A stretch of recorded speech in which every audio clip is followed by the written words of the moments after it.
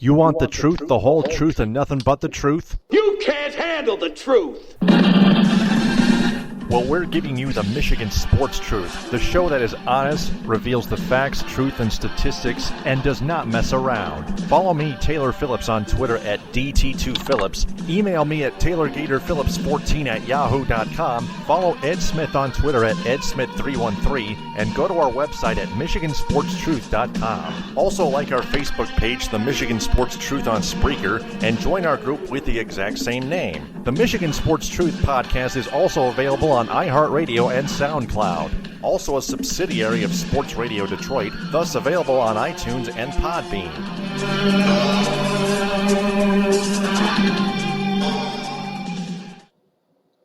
The views expressed by the host of this podcast are not opinion-based or for entertainment purposes. They are actually facts and truth, no matter if other people like it or not. It is the Michigan Sports Truth, and nothing can ever stop it from being correct. Hey there, Michigan sports fanatics, and welcome to episode 228 of the Michigan Sports Truth on Spreaker. This is the second ever edition of the Football in the Mitten preview. I'm Taylor Phillips with my co-host, Ed Smith. Thanks so much for being on here with me, Ed. How are you? Doing quite fine, Taylor. I was enjoying a nice Tigers victory tonight, courtesy of a vintage Justin Verlander performance. He got, I believe, 12 strikeouts over 6 innings, working en route to a 4-2 Tigers victory, which combined the fact with an Orioles completing their 4-game, getting swept, rather, by the Red Sox tonight in Baltimore. Tigers now are in sole possession of the second wildcard spot. The reason I'm saying this now instead of waiting until Tuesday for our usual show is because you never know what can happen between now and Tuesday. So I figured take advantage of the opportunity while more presents itself. So good job on the Tigers. Let's see if they can hold on to it at least for the very short time being. Yeah, we have to thank the Twins in large part for giving the Tigers those wins, because the Twins are awful. Yeah, there's no doubt about that. But hey, that's what you got to do against bad teams. You got to beat them. So yeah, you got to take advantage. Mm-hmm. Well, with that being said, we got plenty to cover. We got plenty of notes, game day notes, as the Chippewas traveled to Virginia and play the Cavaliers Saturday at 12:30. The Michigan State Spartans opened their Big Ten regular season at home against the Wisconsin Badgers. Both teams are 3-0 on Saturday, and also the Michigan Wolverines later in the afternoon on Saturday play the Penn State Nittany Lions, who are 2-1, and then we'll preview the Lions-Packers old rivalry. Lions beat the Packers last time in Lambeau, but it's gonna be a lot different.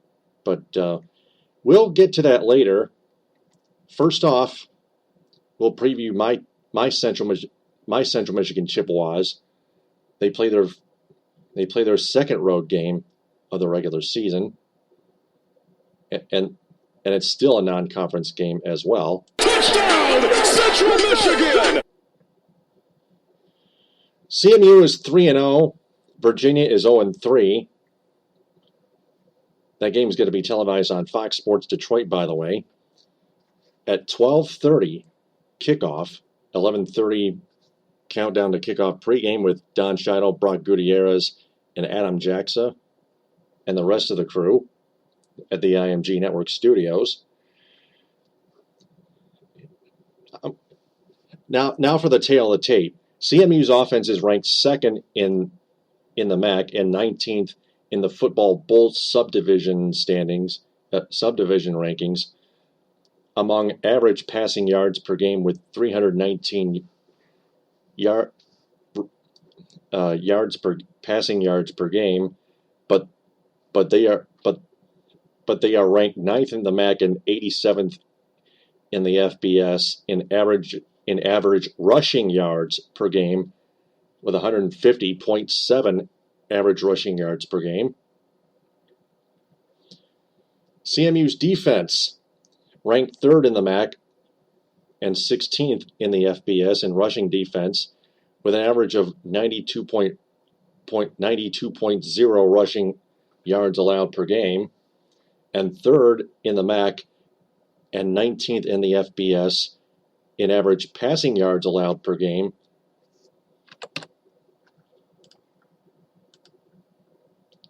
with 167 passing yards allowed per game. And CMU is ranked in the top 5 in the MAC in all departments except rushing yards on offense. Like I mentioned, they are ranked 9th in the MAC in gaining an average amount of rushing yards per game on offense. Now for Virginia, they are ranked double digits in the ACC conference. The ACC, Atlantic Coast Conference, that's what it stands for. In all their departments, they are ranked double digits in the ACC in all their departments except first down offense, which is ranked 8th in the ACC and 41st ranked in the FBS with 68 yards gained per game. That could be a key for CMU's defense to keep their eyes on. Virginia's first down defense has allowed 67 yards per game despite being ranked 13th in the ACC and co-ranked 94th in the FBS. So CMU's offense has to be aware of that as well. But I think my Chippewas will be fine. I think they're going to keep the Cavaliers out of the win column and stay undefeated. I'm going, if Virginia keeps up with their kind of play as they are ranked in all departments, including the first down offense and the first down defense and all other departments, and if the Chippewas take advantage of all these, then I would predict a final score of CMU 45 and the Cavaliers of Virginia 10.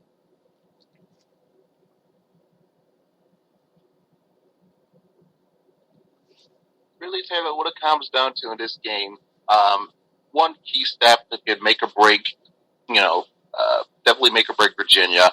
Not so much a detriment to CMU, but over time could be a detriment, will be first downs or in one instance, the third down conversions. With Virginia, yeah, that's probably like the one lone stat category that holds in their favor. They're ranked eighth in their own conference in the ACC with the amount of first downs they get on offense. But even still, they do that at a third down conversion percentage clip of 34%, a full 10 points fewer than what CMU does, and they're in the top 5, like you mentioned, top 5 in all the categories within their conference, just about, with the lone exception of the rushing offense. But still, 150 yards on the ground, that's nothing to sneeze at. If you've seen what Michigan's offensive line is able to come up produce with a running back at the early start of the season, you take 150 a game at this point. So it will come down to can CMU's defense do what they need to do on those third down conversions, keep Virginia to stifle their offense, stifle them, and prevent any momentum from getting started. If they do, it'll be smooth sailing essentially. What is the spread? I'm trying to find that right now. It's going to be on ESPN.com.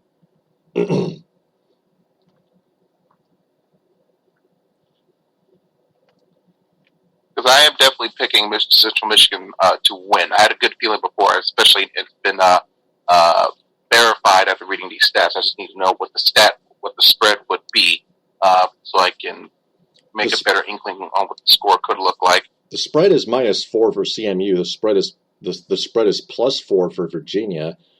4 points. Oh yeah, give me CMU on the points. Still win and cover. Yeah. Cooper Rush threw 6 touchdown passes in his last game. Thus far, he He is 67 out of 102 with 957 passing yards, 11 touchdown passes, and just 3 interceptions. Whereas Ben Kurt, 69 out of 115, 698 yards, 5 touchdown passes, and 4 interceptions. Devin Spalding, 31 carries, 166 yards, and a touchdown. Albert Reed for Virginia in rushing, 36 carries, 227 yards, and 2 touchdowns. And in the receiving department, Jesse Kroll, 12 receptions, 205 yards, and a touchdown. Keon Johnson, 17 receptions for Virginia, the Cavaliers, 159 yards and 2 touchdowns. CMU points per game, 41.0. Virginia, 18.7.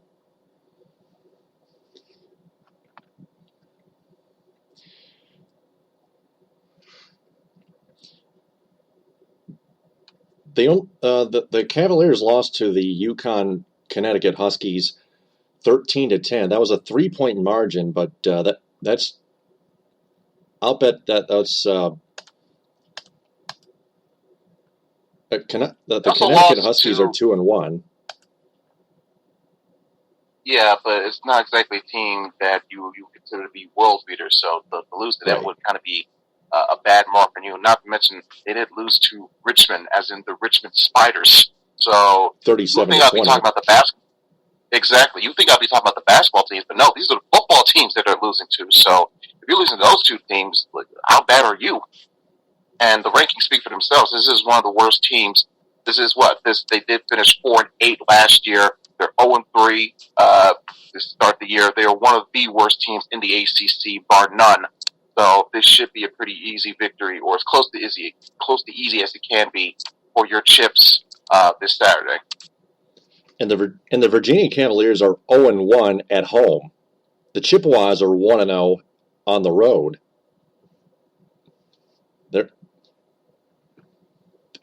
Their toughest test was Oklahoma State. Granted, by hook or by crook, or I should say by hook and lateral and crook. Crook meaning, I guess, the referees didn't know what rule to call at the end of the game. They got the win at the very least, so that's something you don't apologize for. So the rest of this non-conference schedule has essentially been Cupcake City. So once they cleared that Oklahoma State hurdle, everything else was smooth sailing. So they have a very, very good shot at exiting the out-of-conference with 4-0 record. So to hear that, if you were told a Chippewa fan, or in this case, tell you, Taylor, that you will be having that entering conference season on, next week, I think you would take that 10 out of 10, wouldn't you say? Yeah, I definitely would. No doubt about that.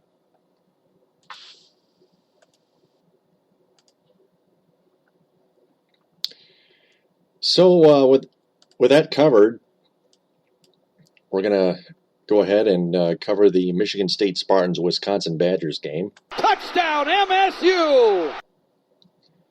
Spartans and Badgers at Spartan Stadium in East Lansing at noon on Saturday on BTN. Both teams are 3-0 overall. Spartans 8th ranked.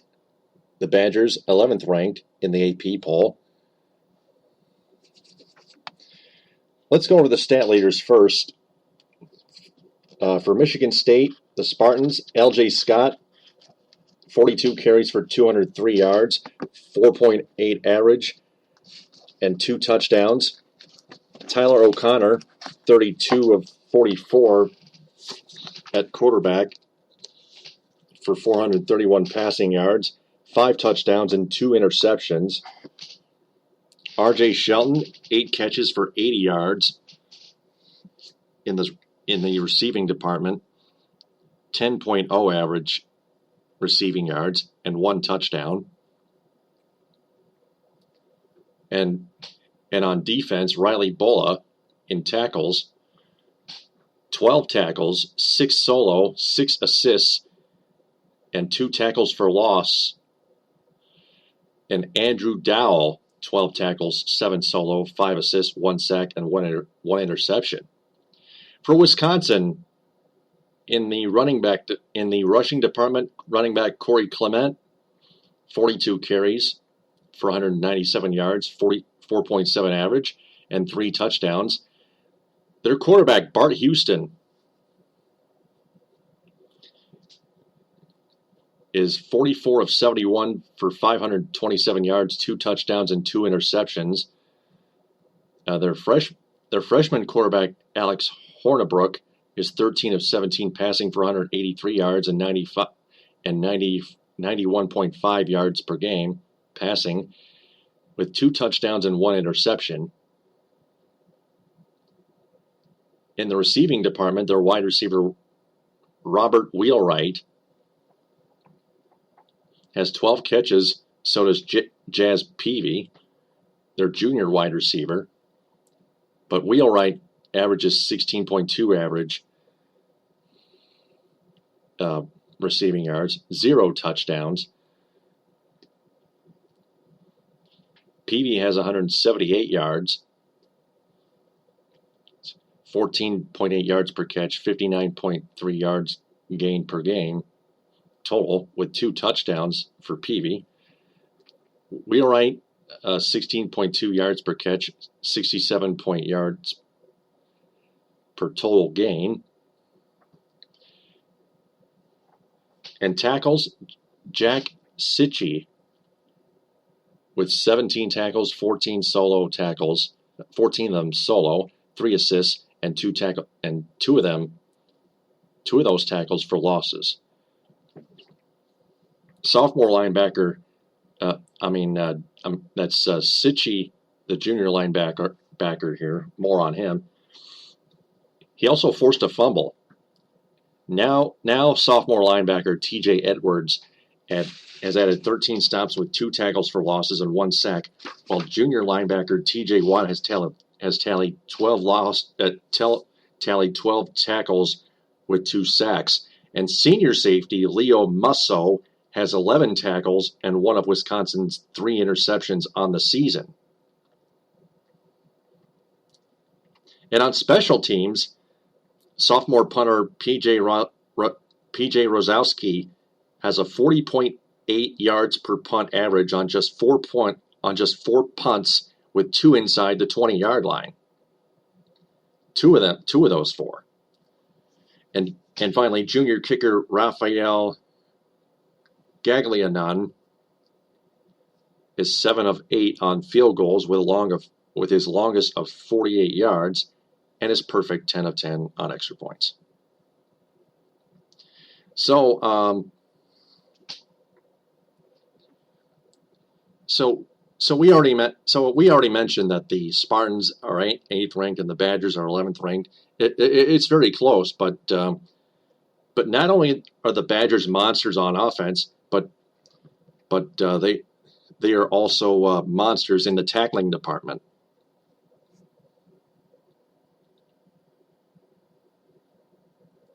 So that's why the Spartans have to take the Badgers seriously. Yeah, because, with how Wisconsin tackles, it'll be very interesting to see how the likes of R.J. Shelton and L.J. Scott, will they be able to break open big plays compared to what they did last week against Notre Dame. Now, I think they're going to be facing a much tougher defense than what they did against the Fighting Irish in South Bend last Saturday. So, because of that, I'm expecting to see more of a tightly contested, more of a low-scoring defensive slugfest, compared to what it was, like, say, a few years back with, when the likes of Russell Wilson and, Kirk Cousins were playing for their respective schools. You saw more high-scoring shootouts, essentially, both in 2011 with the Hail Mary in East Lansing and the classic Big Ten title game in Indy to close out that year, which Wisconsin won by a nail-biter. I expect to see defense be the unit of the day, to rule the day, essentially, between both of these teams. L.J. Scott, he's going to be dependent on big time, I believe. More and more, his touches will grow, and his dependability will grow as well, kind of like what we saw in the past with the likes of Edwin Baker and Le'Veon Bell. R.J. Shelton, if you get him out of open space, it'll be a good test and measuring stick for Wisconsin's defense to see if they can wrap him up. If not, look out, he can provide you with big play after big play and on any given moment's notice. Michigan State on defense, however, it will be to see can their front seven replicate or come close to replicating what they did last week with the amount of pressure they got in the backfield and disrupting Notre Dame's rhythm and momentum. Because remember, this was now, granted, they did do that for the first half, or at least the first three quarters. Then they took their foot off the gas pedal in the fourth, which allowed Notre Dame to march that comeback, almost comeback, where MSU ran out the clock on offense. So, if you see a more focused MSU this week, I think it will be a less likely chance that we will see a repeat of a fourth quarter or a late defensive breakdown that we saw against Notre Dame. That being said, this is a game that could go either way. I think the spread has a one score close. I think the spread is MSU is favored by 5 or 6. So it can really come down to the wire between both defenses. It can also really the key to the stat to look out for is who will win the turnover. Who will win the turnover battle?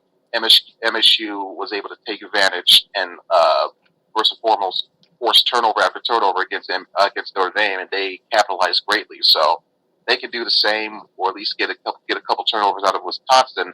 They'll be in a great spot to possibly win this game for sure. Here's another stat: Monty Madaris, however you pronounce it, 7 receptions, 125 yards, no touchdowns in the receiving department. But anyway, as we mentioned, the spread is 6. The over/under is 43 according to ESPN.com. I'll take the under. Yeah, because it might be a defensive game. Yeah, it's going to look like the story of this game will be field goals and field position. Yep, that's true.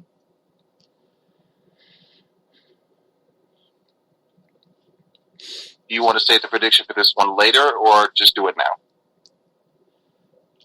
I'm going to predict Michigan State 20, Wisconsin 17.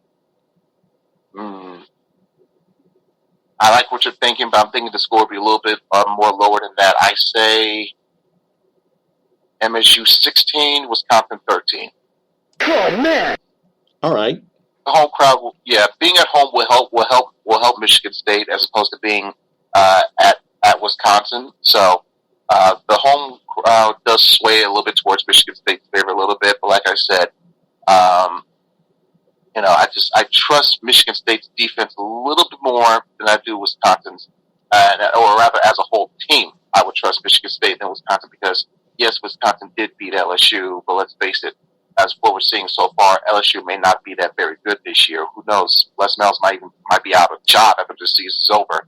And Wisconsin, they had their own struggles last week against Georgia Southern of all teams. So if they had a life and death battle with the likes of Georgia Southern, and they prepped them up for clearly a much better squad in the Michigan State Spartans for this week, that's going to be tough to stay. So between that, home field advantage for the Spartans, and I think their front seven off defense will be able to create enough pressure, and Michigan State trusting their offensive line and their running back, L.J. Scott, to carry the load for them offensively, as well as Tyler Connor, because remember, him having a big-time not pressure moment, I should say, but a big-time spotlight on him, Notre Dame, and he passes flying colors, he's going to have a bit more confidence in him to possibly take a few more needed plays on crucial third downs where obviously it's going to be a passing situation. I think he'll be able to step up to the plate in that sense, and between those factors, I say, it leads to my score prediction, MSU 16, Wisconsin 13. All right. Well, Wisconsin head coach Paul Christ is in his second year at the helm of the Badger program, posting a 13-3, 8-13 winning percentage record. Overall, Chris is in his 6th season as a head coach with an overall record of 32-22, a winning percentage of .593, and the Badgers are averaging 441.7 yards per game of total offense, behind 236.7 yards per game passing and 205 flat yards per game rushing. Defensively, Wisconsin is allowing 261 flat yards per game on total offense, with 82.3 yards per game rushing and 178.7 yards per game passing, if you add those two up mathematically.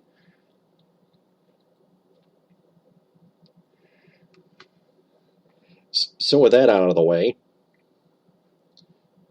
it's now time to move on to the Michigan Wolverines and the Penn State Nittany Lions. Touchdown, Michigan! The Wolverines are home at the Big House, taking on the Penn State Nittany Lions, who are out of the top 25. Kickoff is set for 3:30, and it's going to be televised on ABC. The Michigan Wolverines are 3-0, and the Penn State Nittany Lions are 2-1, but they are 0-1 away from their home field at Happy Valley. Away from Happy Valley, in other words, for short. This will be the 20th meeting between Michigan and Penn State as we know it. The Wolverines lead the all-time series 12-7-1 last season's matchup, 28-16 in Happy Valley in 2015 under Jim Harbaugh. Michigan has a 6-2 advantage in games, 6-2 advantage in games, decided by 7 points or less. A 6-2 record all time in seven minus point games, and they have complied a 6-3 record against the Nittany Lions at Michigan Stadium in Ann Arbor, the Big House. The Wolverines maintain a 5-game winning streak at home against the Penn State Nittany Lions between 1998 and 2007. U of M has been ranked in the AP poll for 13 of the 19 matchups with Penn State, including the first 10 games of the series. Michigan is 9-4 all-time against Penn State when listed in the top 25 of the polls. The Wolverines have complied a 5-3 record against the Nittany Lions when both teams enter the game ranked in the AP poll. Michigan has a 2-1 mark against Penn State when ranked in the top 5 of the national polls. U of M has been ranked in the AP national poll for 8 of the 9 games played at Beaver Stadium, winning 6 of those 7 contests. And the Nittany Lion, Beaver Stadium in Happy Valley. So that's all the history. Let's focus on the now. Like you pointed out to me in Facebook messages before this podcast, that the Nittany Lions defense just lost Niem Wortman-White, one of their best defensive units, to an injury. Can you specify the type of injury that Wortman-White has? It is a knee injury. It is the second straight year that Wortman-White experienced an early season injury. This one, of course, much more detailed, much more major and extreme because he's now out for the rest of the year. And that's big blow to Penn State's defense because he was their best player on that unit. Stud senior linebacker, had a team high of 3.5 tackles. Excuse me 1 second. The page jumping up on me. He had a team high 3.5 tackles for loss early this season. Of course, that will be cut short due to the unfortunate injury, and quite an unfortunate end unless he gets a gray shirt scholarship. An unfortunate end to his college career.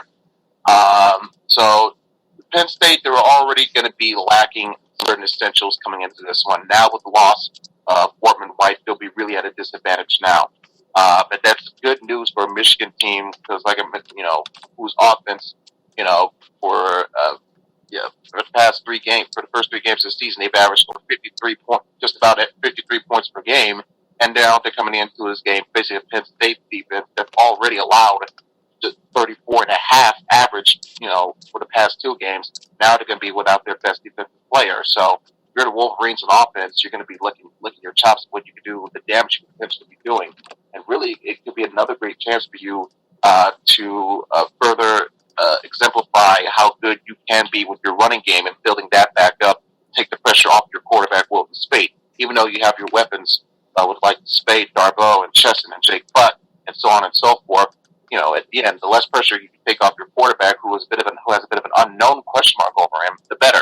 So between that and them trying to jumpstart the running game even more over a weakened Penn State defensive unit, this could be another easy victory for the Wolverines potentially.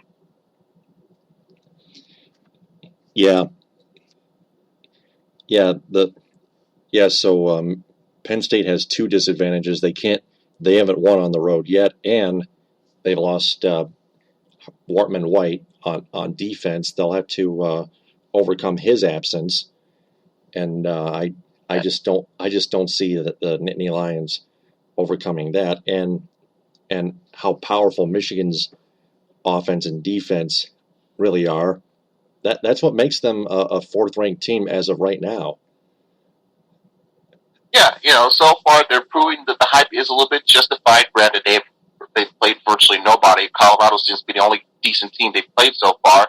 But, as the weeks move on, as we get, into the conference schedule deeper and deeper, we'll see how much more they'll be tested and whatnot. This isn't exactly quite a measuring test for Michigan. In fact, they had a better measuring stick, last week in Colorado. And they probably want to face another one of that sort until maybe they got Wisconsin next week. But like I said, they've been so like this. They've kind of not looked as the dominant 11th ranked team as we thought them to be. So that's another team you can really don't know what kind of mixed bag you're going to get out of them. So between that, they really shouldn't be facing that much of a difficult test between now and Michigan State next month. Yep. How about the prediction, Ed? I'll let you go first this time because you're a U of M fan. Well, obviously Michigan is going to. I predict Michigan is winning the game. The question is, how much can I expect it to be? I think it's more than likely Michigan will score at least 30 points. The way the Penn State defense has looked, and the way Michigan has a tendency to score big play, score on you in a hurry, and in big play moments. I mean, we saw how they responded after being down 21-7 against Colorado last week. How they racked off a 38-7 scoring margin the rest of the way. So, let's see. Trying to think of what the score could be. Well, first and foremost, Taylor, do you have the spread on you? What the spread of the game looks like? How much Michigan is favored by? I'm looking into it right now. Going to ESPN.com. Michigan at Penn State. The spread is 18. Oh, man. And, granted, due to even with all their struggles last week between, what they have with Colorado, Michigan almost covered the spread. They had a 17-point victory. The spread, I believe, was 18, as well. So between that, what we're seeing here, Michigan can win this by at least 3 positions. Have the potential at the very least. Not to mention, it won't be a close game. Not to mention the over-under is 57. Oh, man. Oh, yeah. Take the over on that one big time for sure. By that, I would say Michigan gets it done 38-17 at the very least. Okay. They have the potential to score 40, but I'll be safe if you want to call it that and say they'll get it done 38-17. I'm gonna try to go right down the double bullseye on this one and say Michigan 41, Penn State 15.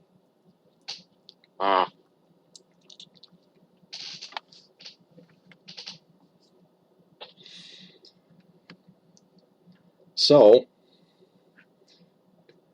again, 3:30 kickoff, ABC, Nittany Lions and Michigan Wolverines, Spartans and Badgers, noon on BTN, CMU and Virginia, 12:30 on Fox Sports Detroit.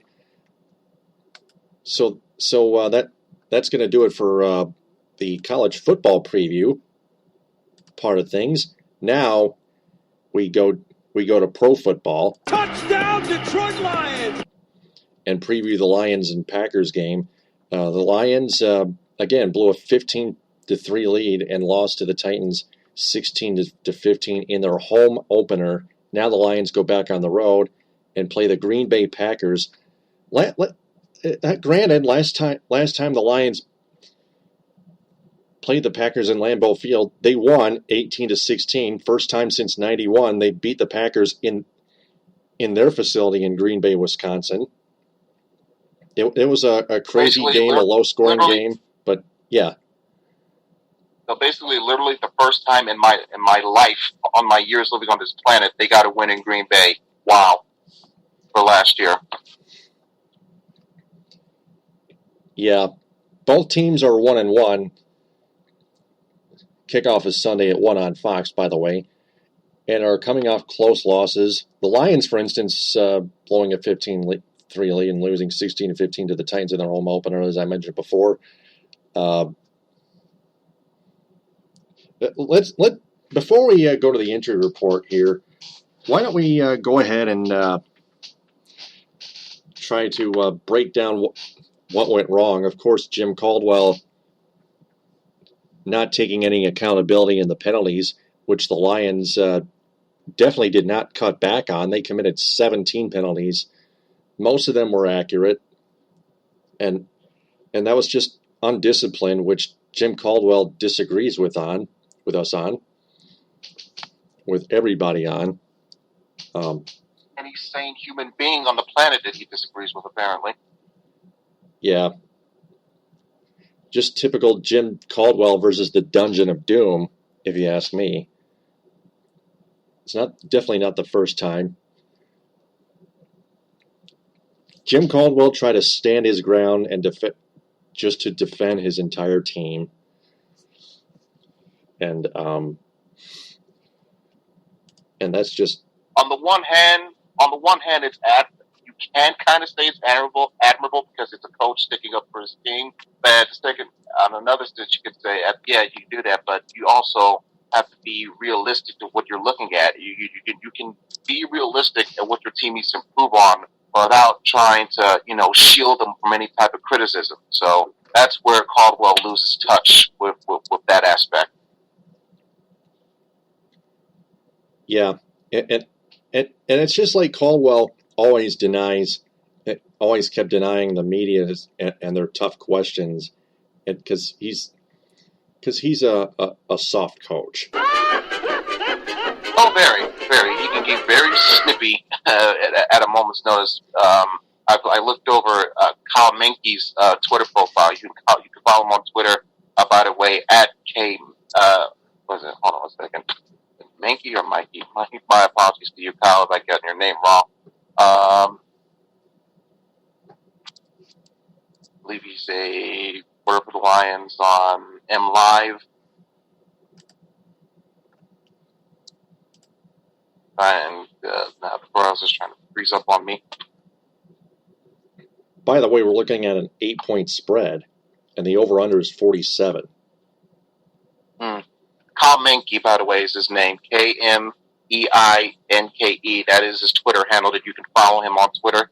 By the way, interesting, a spread that Green Bay is only favored by 8. Menke, back to my point, Menke is the beat reporter for the Lions on M Live, and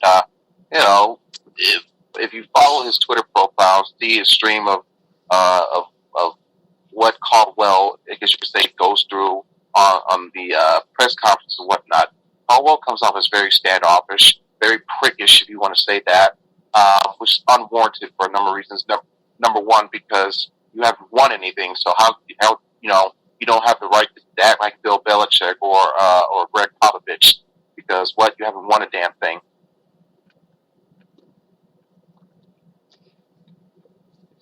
Right. Now, going forward to this matchup here in today's world, Matthew Stafford, 53 of 79, 600 yards, 4 touchdown passes, 1 interception. Aaron Rodgers, 40 of 70, 412 yards, 3 touchdowns, 1 interception. Amir Abdullah, probably out for at least 8 weeks with a foot injury. Could be out for the year. Some may have speculated. That's why the Lions have worked out running back Joyke Bell. I think that could be a bonus question in 5 questions, unless we can insert that in as a 5th question. Also, DeAndre Levy and Ziggy Ansah also not playing. DeAndre Levy is questionable, but Ezekiel Ansah is doubtful. So we'll give Ansah a so be it on this one. Levy, I would say don't rush him. We're not going to be seeing. Yeah, and we're not going to be seeing Ansah for a while either. That's a high ankle sprain. He is seeking a second opinion on it, but more than likely he will definitely miss this week's game and possibly the next one or two at the very least, depending on the severity of his injury. Also, Eric Ebron and Devin Taylor questionable. For Green Bay, Clay Matthews questionable. TJ Lang questionable. Sam Shields questionable at cornerback. Datone Jones, the defensive end, questionable, and LaTroy Guion questionable. Even still, though, the injuries, of course, happen every week in football, but you can still say that the injury bug hurts Detroit more than Green Bay, because look at the guys that they've lost, and most of these are their defensive starters. Kyle Van Noy, a calf injury, no practice Wednesday, limited practice Thursday. You don't know if he's going to be back, if ever, for the rest of the year. Calf injuries, no to play with, and he's had his own fair share of injuries in the past. So there's that. Of course, I mentioned with Ansah, and you mentioned Levy as well. We don't even know what the heck what happened with him that caused him injury. His quad muscle. What did the parasite from Peru return all of a sudden? No practice Wednesday, no practice Thursday. More than likely, he's gone. And now, as we find out, a new developing. Well, before I get to the new development, another one. Antoine Williams, who remember started in Levy's place, he hurt his hamstring on Sunday. No practice on Wednesday or Thursday. He is more than likely doubtful, so he might not even play either. And with Ebron, he's dealing with a back injury, but also not to mention he is coming off what looks to be a head injury of sort, with him attempting to catch a diving pass in the end zone for a touchdown. Didn't get it, winding up hurting himself in the process. And granted, came up big with a big catch on the final drive, but again, his status will be something to look at for sure. He looked fine at the end, but that's something you can't quite guarantee. And now with his latest development, Devin Taylor now with an ankle injury, not listed on for Wednesday's practice, did not practice at all on Thursday. So now the Lions, when you look at it, they could be potentially going into this game without two of their starting defensive ends, plus one of their starting linebackers, and even, that said, starting linebackers backup. So they're already depleted and at a disadvantage as is on the injury department. Now you're also factor that in the fact that you're coming into this game on the road at Lambeau. Yeah, you won last year, but that was such a freak game. You never know. I highly doubt you'll be able to pull that off 2 years in a row. And you're facing off against a pretty sure to be pissed off Aaron Rodgers. Because let's face it, that performance he had last week against Minnesota, that might have awoken a fire within him. So he's going to be looking to be proven a point, and he'll have the perfect opportunity to do so against our depleted defense on Sunday. Yeah, and to sum it all up, we looked for the Packers offense, led by Aaron Rodgers, to take advantage of the Lions' banged-up defense. The Packers are probably going to put up at least 30, maybe over 40 points in that game, whereas the Lions are going to try to put up an offensive battle with Matthew Stafford. As long as the Lions receivers stop dropping the football and start hanging on to it, and stop cut back on the penalties, for God's sake. Yeah, those are the only things that would seem to be a helpful benefit for the Lions, but that's just about it. Against this squad that's going to be looking to be motivated and on their turf. Very difficult for Detroit to overcome, to say the least. You got anything else to delve into before we go into predictions for the score? I think that's about it. I'm gonna go. Let's start with you. Yeah, I'm gonna go Packers 43, the Lions 21. 42-21. Green Bay. 42-21. Okay, 42-21. 22-21, so you're saying Packers by 3 touchdowns and 3 extra points as well. Spread is -8, over-under is 47. I'm definitely taking the over. I'm picking Green Bay to win, and I'm picking them to cover. I say they won't quite reach 40, but they'll come damn near close. I'll say Green Bay 38, Detroit 24, or at most 28. So, we're looking at a potential 10 to 14 point victory. I think the lot between Matthew Stafford, he'll find a way to get his offense involved and keep that as a more respectable score. But that defense, it's already, the secondary and the back sevens was bad as is. Now you're factoring no DeAndre Levy, no Levy, no Antoine Williams, no Kyle Van Noy, and now without 2 of your starting defensive ends, 2 of your pass rushers essentially needed to get after Rodgers, it could look like it could turn into an ugly day. So I say, Green Bay, they won't get 40, but they'll come damn near close. I say 38-24 or 38-28, but Green Bay will get the victory. All right. But either way, we both picked the Packers to win almost easily. The Lions still won't go down without a fight, but the Packers will be too much. Plenty too much. We previewed all of our Michigan football teams, college and pro. Now it's time for 5 questions. Are you ready? Quite ready, Taylor, so let them rip, my friend. First time we did 5 questions in the football in the Mitten preview. Let's do it. It's time for 5 questions on the Michigan Sports Truth on Spreaker. Question number 1. How badly did the Central Michigan Chippewas rout the Virginia Cavaliers this Saturday? I gave my prediction. Now it's your turn, Ed. Did I get the score? Excuse me. I'd say they win by at least 2 touchdowns. Maybe even 3. So that's what I'm banking on, between a 14 to 21 point victory within that range for how Central Michigan gets it done against Virginia. How many points does CMU score, and how many points does Virginia score? They have to nail me down here. I'll say Central 31, Virginia 20. All right. So I'm sorry. Wait. Central 34, Virginia 20. Yeah, so that will go on my 14 to 21 point window. I love it. That's a little better. Next question.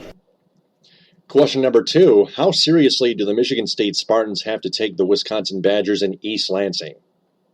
Oh, very seriously, because this is a Wisconsin team that has responded well already when they've been in the underdog team. Nobody gave them a snowball chance in hell to win, i.e. see the LSU game. So this is a team we look to they'll play up to their competition for sure. They'll definitely be motivated, not just by what we saw from their performance last week. They'll be looking to prove some doubters wrong, but also, like I said, they're a good underdog to the Spartans, and it's in East Lansing. So this is a team do not want to sleep on at the very least.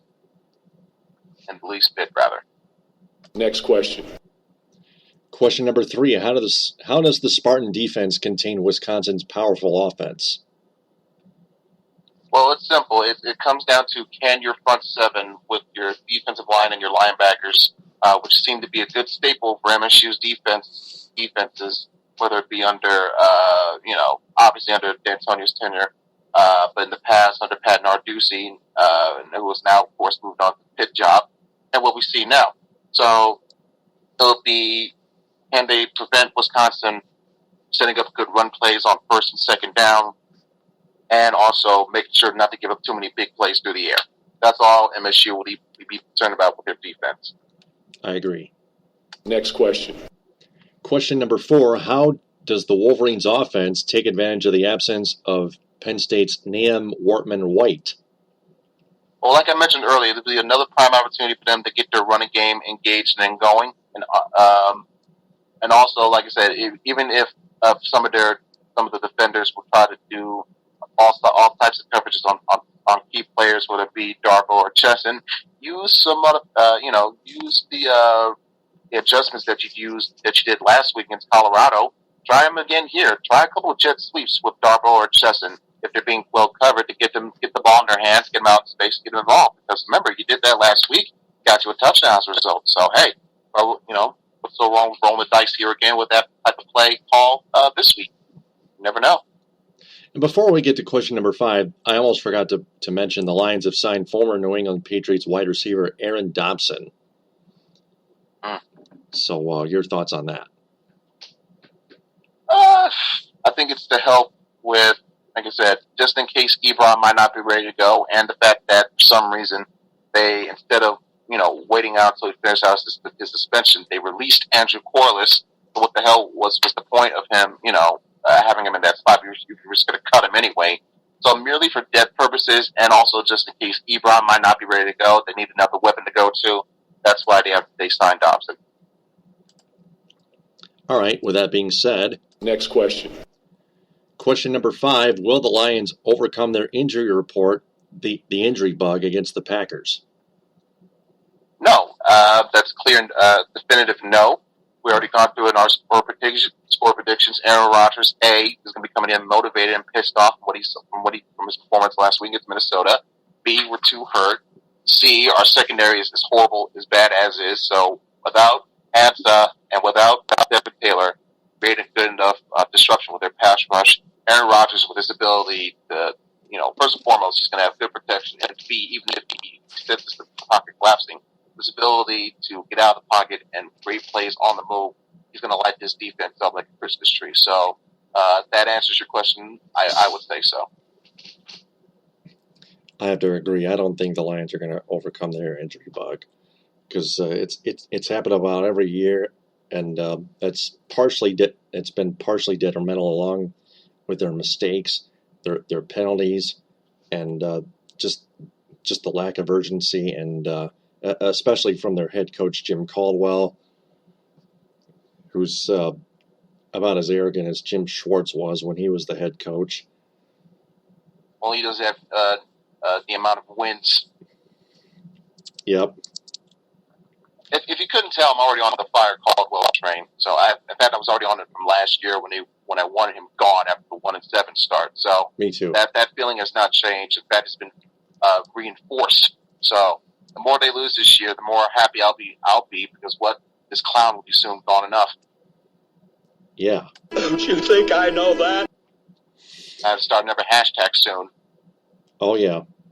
Can't wait to see that. So for all the listeners and fans out there, if you want to answer those questions, just replay the episode and answer them in the comment bank below this episode. That's going to be all she wrote for episode 228 of the Michigan Sports Truth, the football and the Mitten preview. Ed, thanks so much for your help again. I'll talk to you again on episode 229 as we recap the week that was with all football and the Tigers. Plus, we'll dissect Lynn Henning's latest article headlining that Tigers manager Brad Ausmus is likely to return but not certain. Have any quick thoughts on that? From the title alone, I don't want to end. I was already going so well. I don't want to end my night on a sour note. So I'll just say stay tuned for Tuesday. That's all I can say. Stay tuned for Tuesday, folks. But for now, at least, enjoy the weekend. Enjoy the warm weather that we have, that still have, and what's left, even though we're officially, quote-unquote, in fall now. But enjoy the weekend and enjoy the games. Happy football. All right. Well, Ed, I'll talk to you Tuesday at 11. All right, Taylor. Looking forward to it. Take care. All right. And before we sign off, I want to remind everyone to share this podcast and our entire social media networks. Have their friends share that as well, and follow me on Spreaker as Taylor Phillips, online at www.spreaker.com, because I want to remind them that the Michigan Sports Truth on Spreaker is in search of local advertising sponsors. If anyone has a business that's interested in sponsoring this program, please email me at taylorgatorphillips14@yahoo.com or privately message me on Facebook or Twitter. For Ed Smith, I'm Taylor Phillips. If there's anything you fans want more of or less of on our podcast, please let us know. Follow us on Twitter at DT2Phillips and at EdSmith313. Till then, for Ed Smith, this is Taylor Phillips saying TTFN, ta-ta for now, signing off. Bon appétit.